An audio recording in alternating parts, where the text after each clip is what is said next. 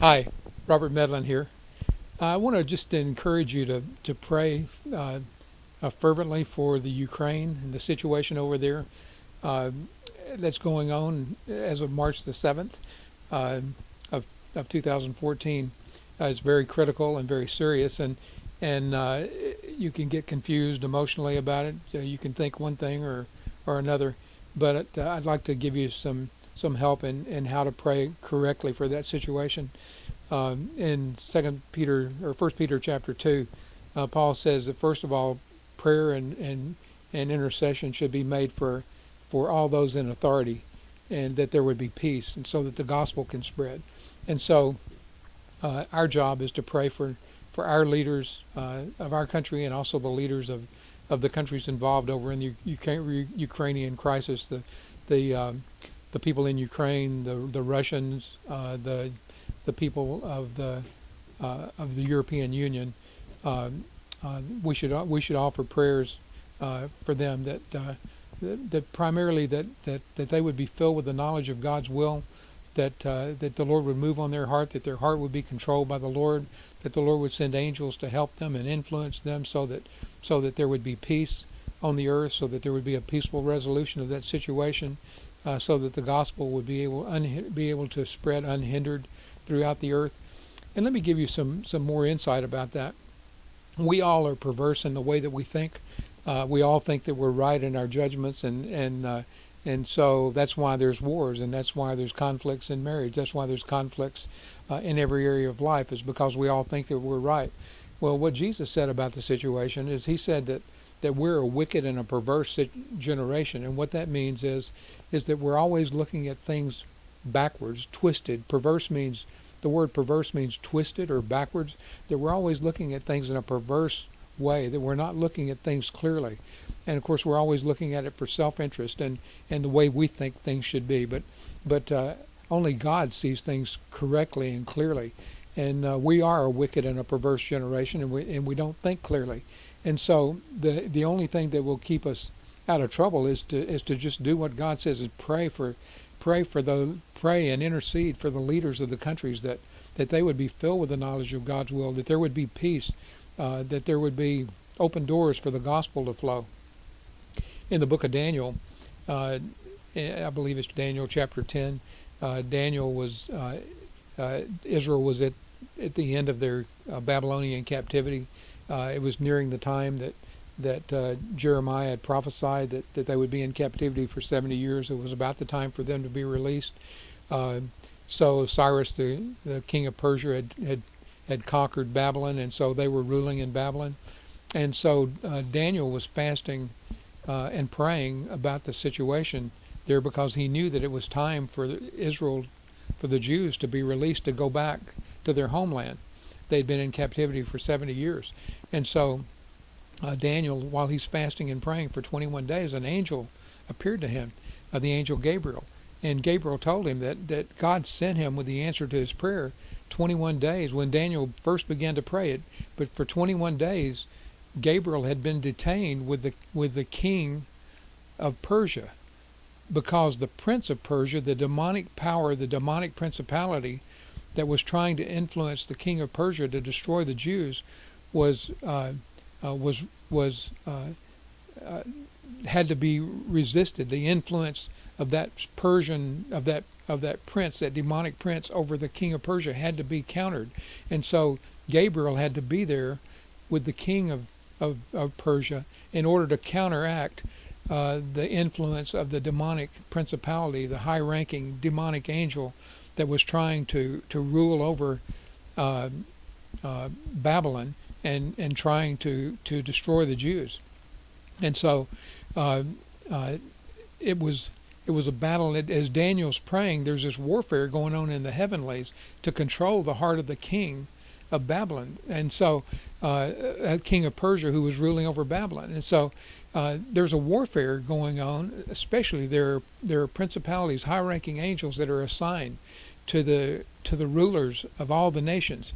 Each has been assigned a high-ranking principality with an organization under them to influence those governments to stop the spreading of the gospel, stop the preaching of the gospel to the lost, because there are a certain number Gentiles who are going to be saved.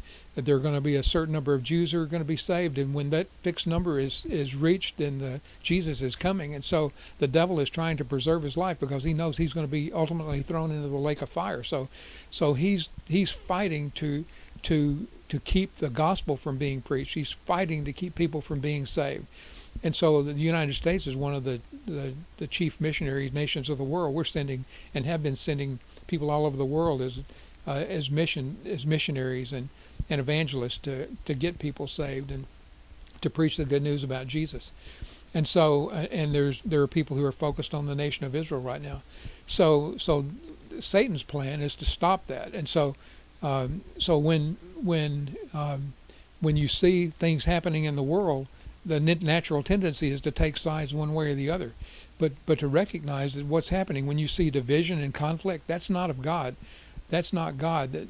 Satan is called the man of lawlessness, the man of rebellion. Whenever you see rebellion and lawlessness, whenever you see conflict like that, you know that Satan is working. And so here we've got two nuclear powers.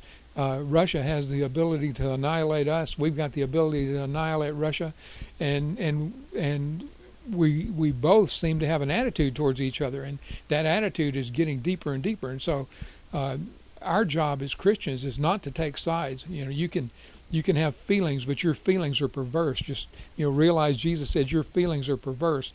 And so our attitude should be, Lord, I pray that you send your angels. I pray that you would move on the heart of the king of Russia, to move his heart and as to how to respond in this situation. Lord, that there would be peace. Move on the hearts of the King of the United States, the President of the United States, to move on his heart so that we would respond. And our leaders, our military leaders, our congressional leaders, move on their hearts so that your will would be done, so that there would be peace, so that the gospel would be able to spread further.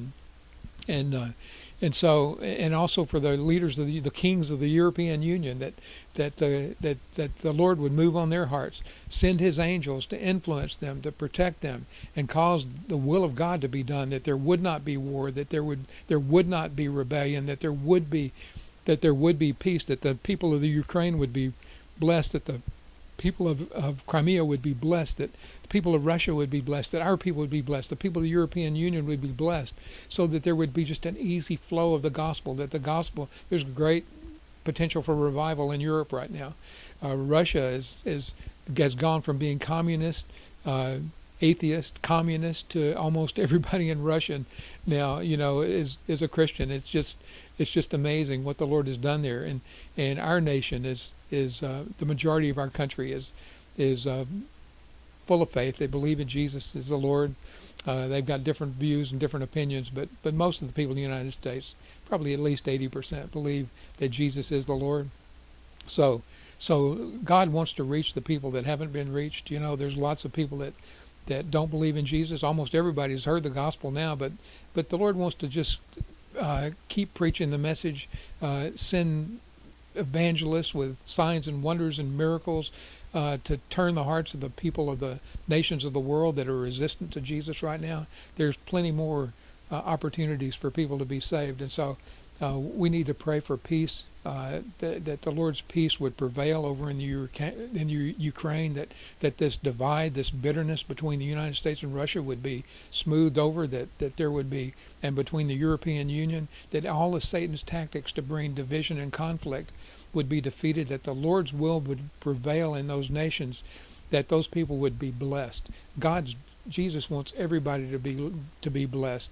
The Lord sends his rain on the righteous and the unrighteous, and the Lord wants everybody to be blessed. And so our job as Christians is just to intercede for those leaders, that the will of God would be done, that the Lord would send his mighty angels to counter the efforts of the devil to pervert the views and the strategies of these nations and these national leaders, that they would be humble. Pride, when you see pride, that's the nature of the devil himself. That pride would be, that they would be humble, that they would be able to work together.